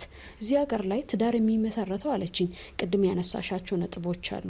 በተለይ የአበሻ ወንዶች ምናልባት አንድ ሁለት ሰዎች ሊገኙ ይችላሉ ከብዙዎቹ። ይህንን ስንል ምናልባት ወንዶችም ቅር እንዳይላቸው፣ ግን አውሬ የሆኑ ወንዶች አሉ እውነቱን ለመናገር በተለይ አረብ ሀገር ላይ እና ምንድነው ያለችኝ አንቺን የሚፈልጉሽ ለጥቅም ብቻ ነው። እዚህ ሀገር ላይ ትዳር ሲመሰረት አንድ አላህን ስለምትፈሪ ሐራም ውስጥ ላለመግባት፣ ያ ሰው ደግሞ ያንቺ ጠባቂ እንዲሆንሽ ፈልገሽ ነው ትዳር የምትመሰርችው እንጂ ትክክለኛው ትዳር እዚህ ላይ የለም ማለችኝ። እሺ እኛ አንድ ወር ሙሉ ስራ እንሰራለን። ከዛ ኢጃዛ ሲባል እንወጣለን። ስንወጣ የቤቱን ክራይ እንከፍላለን። እሱ አንዳንዴ ስራ ሊያገኝም ላያገኝም ይችላል። ቤት ቁጭ ይላል። እንገባለሁ፣ ምግቡን አበስልለታለሁ፣ ከዛ ፍሪጅ ውስጥ እከትለታለሁኝ። ከዛ ተመልሼ ወደ ስራ። አሁንም እሱ ምግቡን ጨርሶ የሚበላሸውን ነገር አበለሻሽቶ ይጠብቀኛል። መጥቼ ያንን ነው ማስተካከለው። ይሄ ነው ህይወት ያለው እዚህ ጋር ነው ምናምን ብዙ ነገር ነው የጠቀሰችልኝና ብዙ ነገር ነው እዛ ውስጥ የምንማረው እና የሚያሳዝኑ ታሪኮች አሉ።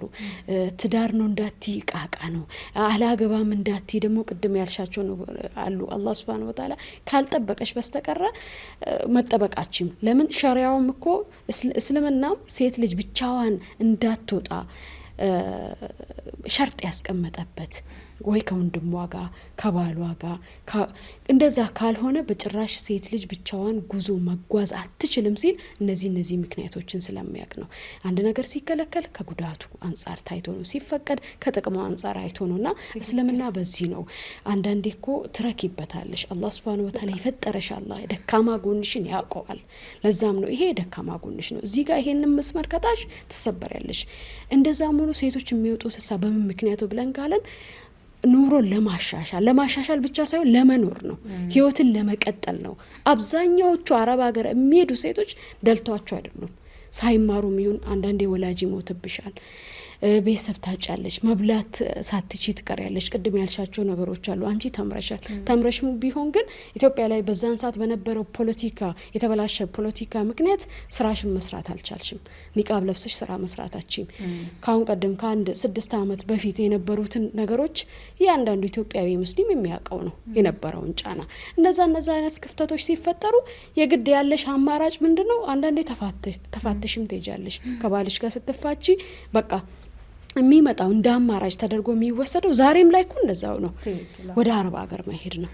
ስኬድሳ የስራ ጫና አለ ምን አለ እና እነዛን ነገሮች አስምረው ሄደውም ደግሞ በ2 ዓመት በ3 ዓመት እመለሳለሁ ብሎ እዛ የቀሩ እድሜ ልካቸውን እዛ ቀርቶ ህይወታቸውን ሳይኖሩ ወደ አኺራ የሚሄዱ ሰዎችም አሉ። ሐቂቃ ነው። ያንን ሳስብ ውስጤን ይበላኛል። ወላሂ ልቤ ነው የሚሰበረው። እህቶቼ ናቸው።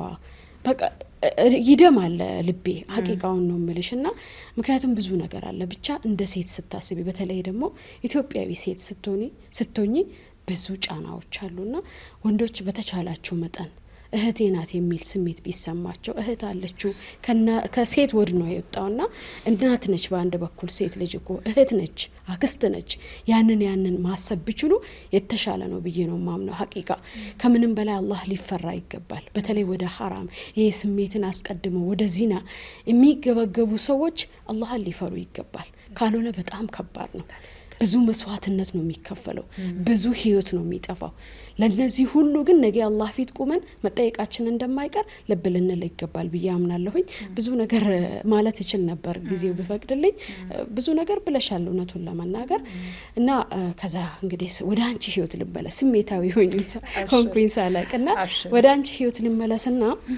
እንግዲህ አንቺ አረብ ሀገር ስትሄጂ ተምረሽ ነው የሄድሽው የተማርሽ ሰው ነሽ ከዛ በኋላ በአላህ ፍቃድ ነገራቶች ተሳኩልሽ በተወሰነ መልኩ ወደ ኢትዮጵያ ተመለሽ ኢትዮጵያ ውስጥም የነበሩ ቻሌንጆች ነበሩ መስመር ያለ ማስያዝ ቅድም ያነሳሻቸው ነጥቦች አሉ አረብ ሀገር ደርሳ የመጣች ሴት እንደ ከብት እንደ በግ የምትታይበት አጋጣሚ አለ ግን እውነት እንደዛ አይደለችም ልቧ ንጹህ ስለሆነ ነው ርህራሄ ስላለባት ነው ራህማ የሚባል ነገር ውስጧ ላይ ስለሰፈነ ነው እንጂ ከብቱ ነው አይደለም ይሄም ልታስብበት ይገባል ብዬ አምናለሁ ማሻአላ መጣሽ ብዙ ስራዎችን ሰራሽ ማስተማር ማለት ትልቅ ነገር ነው ትውልድም ማፍራት ነው ኡማውን እንትን ማለት ነውና ከዛ አንፃር አንዳንዴ አረብ ሀገር ደርሶ ሴቶች ሲመጡ ማሰብ እንደማይችሉ የምታሰብበት አጋጣሚ ያለ ሌላው ደግሞ ያልተማረች እንደዛ ተደርጋ የምትታሰብበት አለ ያንን ድል አድርገሽ የተማርሽ ሴት መሆንሽን ሌላ ስራ ተጨማሪ ትውልድን ማፍራት እንደምትቺ ማስተማር እንደምትቺ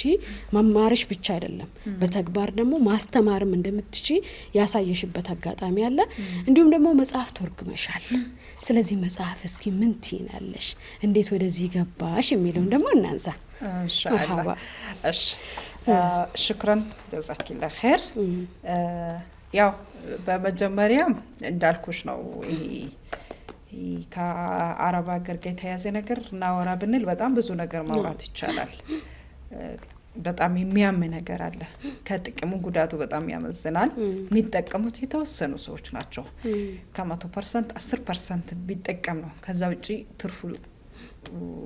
ትርፉ ጉዳት ነው ብዬ ነው ማስበው እኔ የኔ ሐሳብ ነው ይሄ የሚጠቀሙ ሰዎች ይሉ ማለት አይደለም በጣም የሚጠቀሙ ሰክሰስፉል የሚሆኑበት በጣም ብዙ ሰዎች አሉ እሱ እንደየሰው ይለያል ሆኖም ግን ይሄ መማር የሚቀድመው ለዚህ ነው መማር ይቀድማል በጣም ይቀድማል መማር እኔ ተምሬም ሲመጣ ከዛ እንዳው መጀመሪያ ላይ አንድ የረሳሁት ነገር ሲሄድ ተመልሼ ማስተርስ መማር በጣም የኔ ፍላጎት ነበር ሲመለስ ሁለት አመት በኋላ እኔ ተመልሼ ዩኒቨርሲቲ መግባት ጽፌ ያስቀመጥኩት የኔ ፕሮግራም ነበር ይሄ እኔ በህይወቴ ዝም ብዬ ይሁን እንትን ማለት አልፈልግምና ከዛ እሱ ነገር እንዳልኩሽ እንዳሰብኩት አልሆነም ግን በመጣሁበት ውጭ ላይ ሰራሁት 2 አመት ነው አንድ ላይ ወደ 4 አመት እንደዛ ነው የሰራሁት እኔ እዛ ከዛ 2 አመት ውጭ ላይ ከሳርቼ በአጋጣሚ ቀራር በወጣበት ተመልሼ የተወሰነ ቤት ወይ መኪና በቃ የራሴ የሆነ ነገር እሺ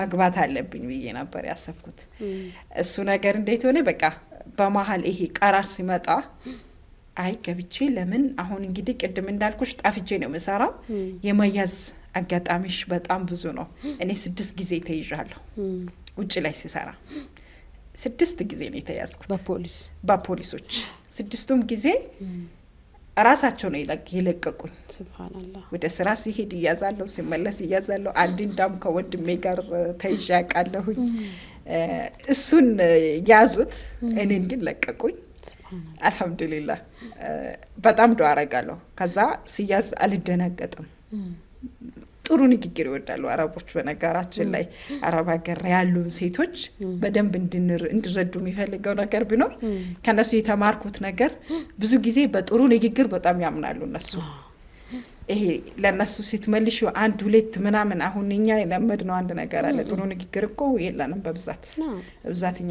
የሚገራልን ስድቡ ነው ምን ለምደውም ቶሎ ስድቡ ነው ምን ለምደው ይሄ መጥፎ ነገሩ በጣም ይቀድመናል እነሱ ጋር እንደዛ አይደለም እርግማን በብዛት የለም አንዳንዶቹ አሮጊቶቹ ጋር አንዳንዶቹ ጋር እኔ ብዙ ቤት ገብቻለሁ ባይዘው 2 አመት በሰራሁበት በጣም ብዙ ቤት ገብቻለሁ ብዙ ሀገር ይቻለሁ ብዙ ሀገር ስልሽ ለምሳሌ ከሳውዲ መጀመሪያ የሄድኩት ሪያድ ነው ሪያድ 2 አመት በኮንትራት ቤት ሰርቻለሁ ከዛ መካ ሄጃለሁ መካ የተወሰነ ሰርቻለሁ በዛው የኡምራ የማድረግ እድል አግኝቻለሁ ኡምራ የማድረግ ጉጉትም ስለነበረኝ እዛ አንድ ጓደኛ ነበረችኝ በሷ ምክንያት ሄድኩኝ ኡምራዬን ማረኩኝ የተወሰነ ሰራው ለስራ ብዙ ምቹ አይደለም መካ ከዛ ደግሞ ይሄ 2 አመት ቤት ውስጥ ታፍኝ የነበረበትን አጋጣሚ ስወጣ በጣም ነው የተወጣሁት እዛ ላይ ውሳኔ ያስፈልጋል ብዙ ነገር ስትወስኚ ቁራጥነት ያስፈልጋል በተለይ ሴት ስትሆኚ ሲተትም ቢሆን ወስነሽ ትማሪበታለሽ የውሳኔ ሰው ካልሆንሽ ከፍ ማለት አትችይም ጥሩም ይሁን መጥፎ አስበሽበት መወሰንን በጣም እመክራለሁ በነገራችን ላይ እኔ ወስናለሁ የውሳኔ ችግር የለብኝም ከዛ ወደ መካ ሲሄድ ሪስክ አለ ብዙ ጊዜ አልሰራው 2 ወር ነው 3 ወር ምናምን ብቻ ሪያድ ሰርቼ ነው መካ ሄድኩት መካ ሲሄድ ለዓላማ ነው ኡምራ ማድረግ ነው ከዛ ከተሳካልኝ እዛው መስራት ነው እዛ ሰራው እዛ ያለው ቻሌንጅ ሌላ ነው የስራ ሁኔታ ምናምን አይመችም ከዛ በኋላ ጅዳ የተወሰነ ቆይቻለሁ አልቃስም የተወሰነ እዛም ሰርቻለሁ አልቃስም የሄድኩበት ምክንያት የሆነ ጃሊያት ሰፍራ የሚባል እንትን አለ ድርጅት አለ እዛ ላይ በዳይነት ተቀጥሬ የተወሰነ ሰርቻለሁ በኢቃማ ምክንያት መቀጠል አልቻልኩም እሱን አቋረጥኩኝ ከዛ ተመልሼ አልባሃም ይተባል ሀገር አለች አሁንም እዛም የተወሰነ ቆይቻለሁኝ እዛም ደስ የሚል ነገር ነው ይሄ ሁሉ ቦታ ሲሄድ ብዙ ቤት ገብቼ ብዙ ቤት ሰራለሁ እኔ በገባሁበት ቤት በጣም ስማርበት የነበረው ነገር አለ እነሱ ጋር ይሄ ባልና ሚስት መሐከል ያለው ሙአመላ ራሱ በጣም ብዙ የሚያስተምረኝ ነገር ነበር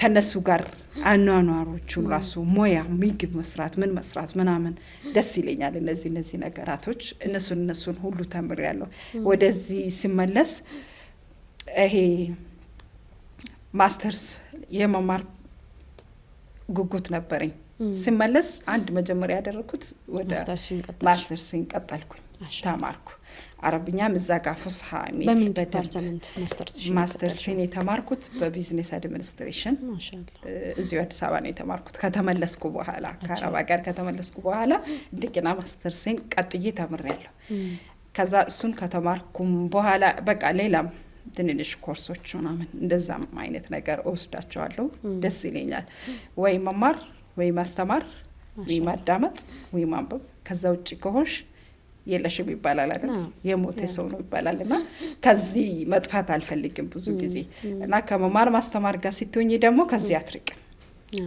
ከዚህ አትርቅም ይሄንን መጽሐፍ ስንተረጉም እኔ መጀመሪያ የጻፈው አስተማሪ የኔ የስራ ባልደረባይ ነበር እሱ ይሄንን ሐሳብ ሲያመጣ ሲጽፍ በጣም ጠቃሚ እንደሆነ ገባኝ እኔ ምክንያቱም በእኛ ጊዜ እንደዚህ አይነት መጽሐፎች ቢኖሩ ኑሮ የአረብኛ ትርጉም የሚያስተምሩ መጽሐፎች ቢኖሩ ኑሮ ማንበብ የሚችል ሰው ይጠቀምበታል እዛ ሲቴጂ እስከ 2 ወር እስከ 3 ወር ምንም በቃ ቋንቋችም ስለመብትሽ አትናገሪም የምትፈልጊው ነገር መናገራችሁም መጠየቃችሁም አድርጊ ተባልሽው ነገር በአክሽን በቃ እንደንትን ነው የምታደርግ የሁሉም ነገር መጫወቻ ነው የምትሆኝው የተወሰነ ግን መግቢያ እንደዚህ አይነት መጽሐፎችን ጊዜያችንን በሌላ ነገር ከመጨረስ እንደዚህ አይነት መጽሐፎችን ይሄ ነይ ማለት ሂጂ ማለት ትንሽ አይደለም ባይዘው መጀመሪያ ላይ አታቂማ ስለማታቂ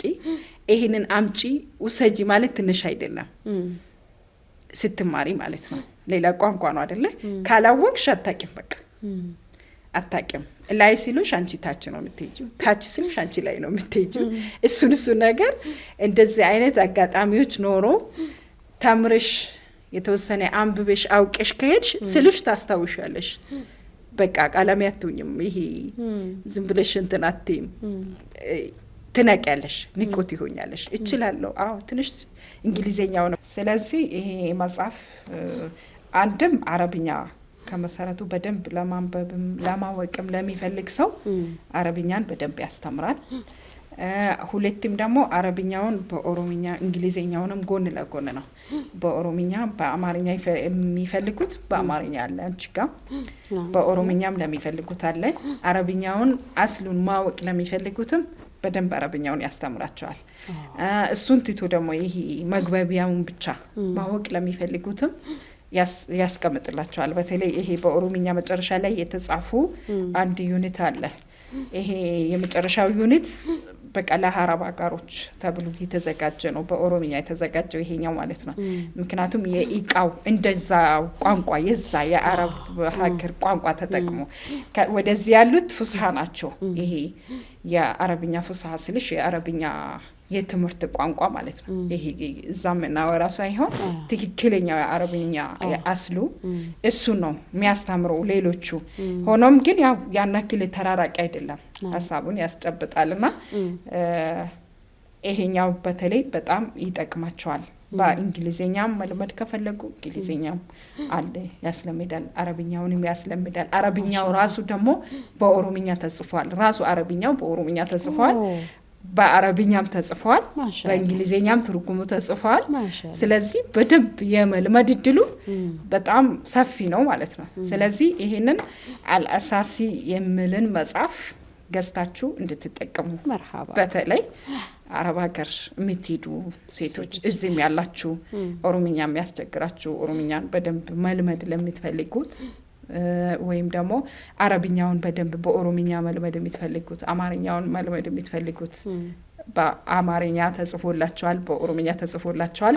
በደንብ እችን መጽሐፍ ገዝታችሁ ተጠቀሙ። ሃይማኖታዊ ነገር አይደለም፣ ቋንቋ ላይ ብቻ የተመሰረተ መጽሐፍ ነው። ሃይማኖታዊ ነገር የለውም።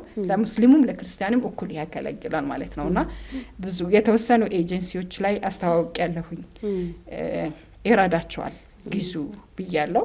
እዚህም ላይ የሚመለከቱት በደንብ አረብኛውንም ማወቅ ለሚፈልጉት ከመሰረቱ አረብኛውን ለማወቅም ይሄ ይረዳል።